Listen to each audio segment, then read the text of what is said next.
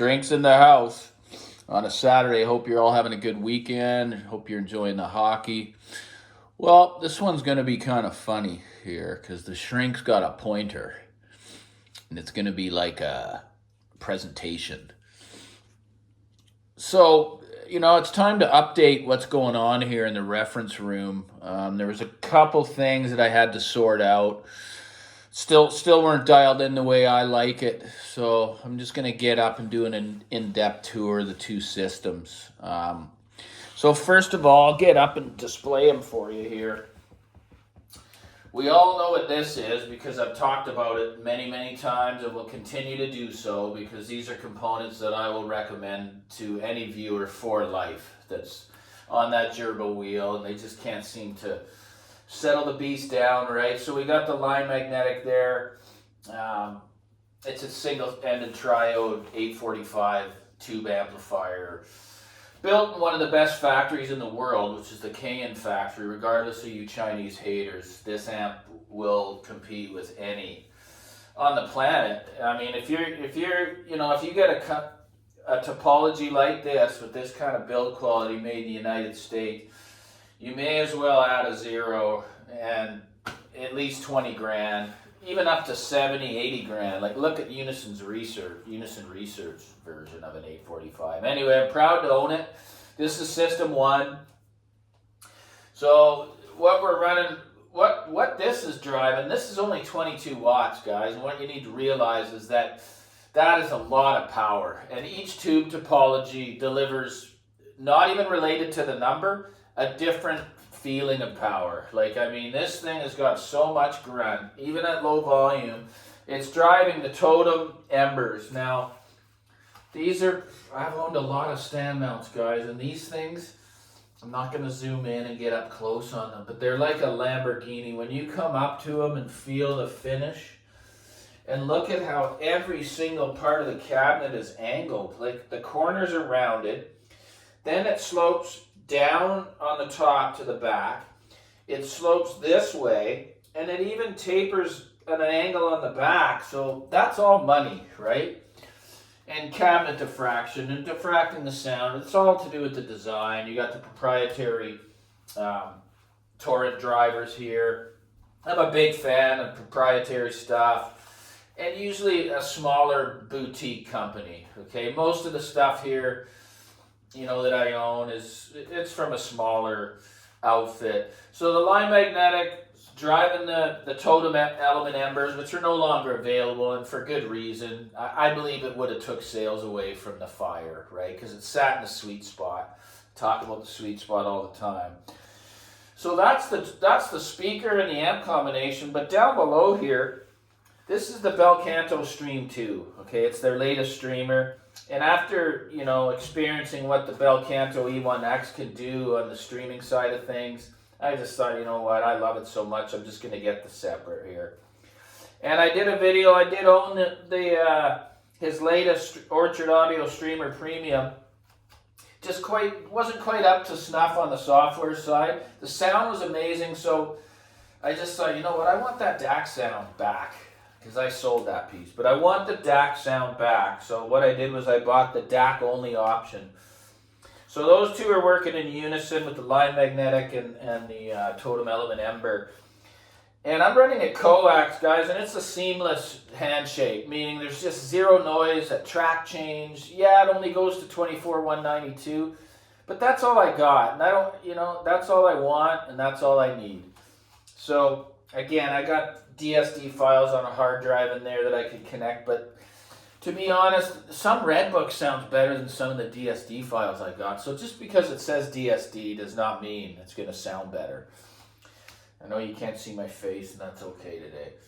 But so that's basically system one. We got some decent Canair speaker cables connected with some really good banana plugs. Like, I'm very fussy on the plugs. They're Neotex, and they just fit like a glove. I have all my speaker cables built. I have RCAs built for me from a local fella that's a perfectionist. He buys bulk cable of choice, and he terminates and solders with Cardis solder, and it's just great. I'm not into going down that rabbit hole. Do they make a difference? Yes, they do.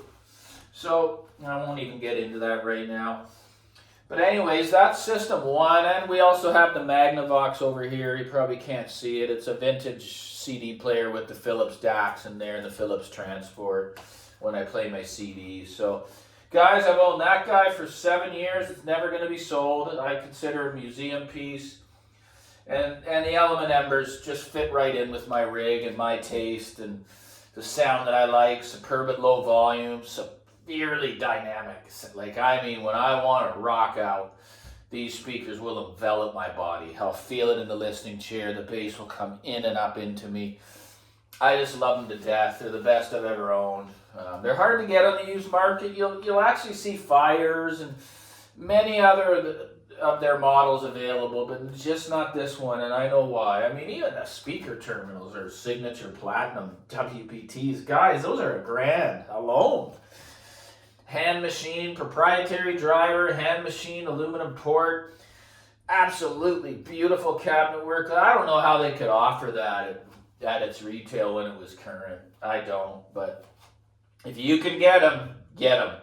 That's all I can say. So now we're going to go over to the Belcanto E1X, and I like to think I got good taste, and whoever's doing the drawings and the design work for Belcanto, they got really good taste. Because to me, less is more, just like my whole system. It's more of a, it's a more very elegant kind of industrial vibe. I mean, even the rack, every component it's very sleek. It's just such a cutting edge technology, powerful device what this E1X can do. Can drive almost any speaker.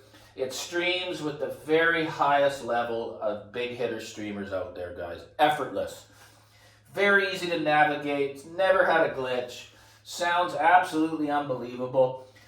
And so what, this is doing everything in the second system basically. It's the phono stage for the Pure Fidelity Horizon, which is actually a special. You won't see another Horizon with that kind of tapered platter. He doesn't offer it anymore. It's too expensive. He doesn't offer the Rega K2 arm anymore. It was modified by one of the very best tone-on builders in the world, but I'm not allowed to share who did that.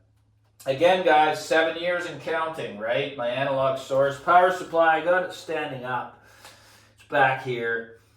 Very, very substantially well built. The chassis is amazing. It's got a toroid inside there. It's a beautiful table, guys, with the rosewood finish.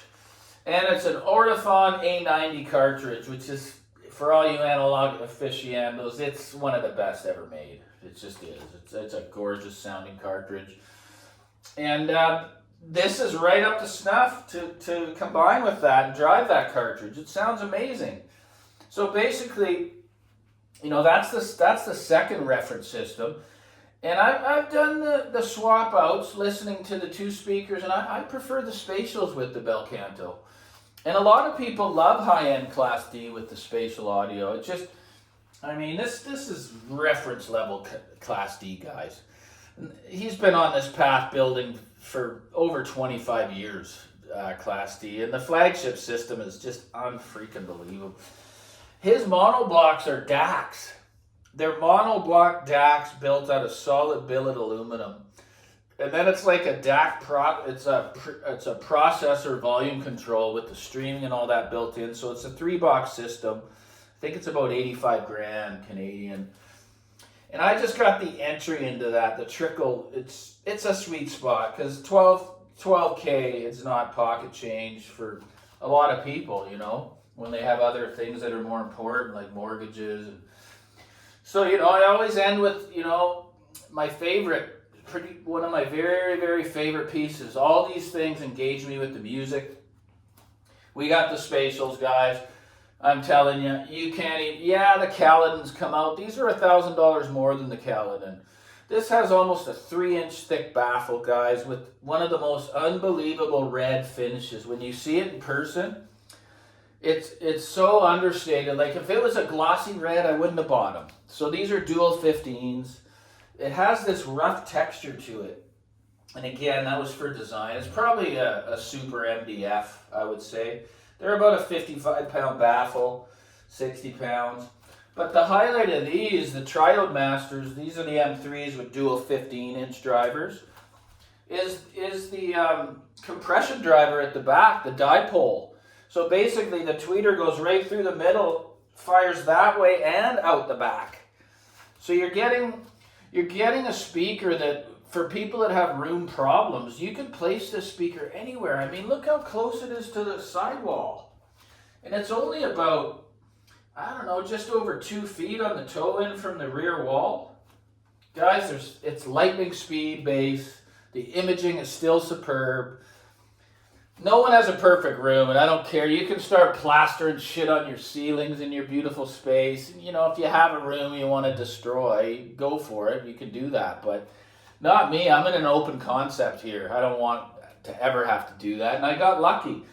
This is basically the outside wall of the building back here. So we have, you know, there is cinder blocks, not directly there, but there's no echo, guys. I tell you, with the music, it may sound that way now, but it's everyone that's been here, my audiophile buddies, they love the sound. So basically, I forgot to mention also that it's the Technics SL7 here, which is really rare as hen's teeth and black to get. That's also connected to the line magnetic. You know, it's just got a stock older Audio-Technica cartridge. I've always wanted to have one just because of its small form factor. I love small form factor components. And it's an early lounge from the USA moving magnet phono stage, which will change. It's the only component that's going to change in the reference systems. So I thought this would entertain some people. You know, you don't get to see people doing their system tours that are so consistent, right? That just don't change. The audio shrink doesn't change, and that's why I recommend certain components, because they're the only ones that I will recommend, are the ones that have proven themselves to me in my room for many ways. Aesthetic, build quality. Number one, though, is reliability. That takes a long time to prove itself to me in order to pass the information on to you guys. Safely recommend something that, you know, will please you for years until your nut bar brain starts saying, oh, I better change this. For what? Ask yourself, why are you really changing? What's really going on inside? You know? Is it going to make me happy for a day till I go back to square one and start doing it all over again? Please stop. Please stop. So that's it. You know, that's the two systems. I'm proud of them. You know, this is where I've arrived after almost 30 years. So regardless of price, because that don't matter, it's a very well put together system. Sounds great. I mean, looks great to me. It's been very well installed and clean. You can't even see frickin' cables. And that's a lot of equipment in there. It was like doing yoga trying to do that shit. I was sore for a couple of days when I initially brought everything over here from that room and here and sold the other racks and fuck. It is a lot of work. So I hope you enjoy it, guys. Like and subscribe, you know, and there's a super thanks down there by the text bar. I mean, surely you think I'm worth $1 or $2. Am I not? If not, that's cool, but it's nice when people give back. So thanks so much. Enjoy your weekend.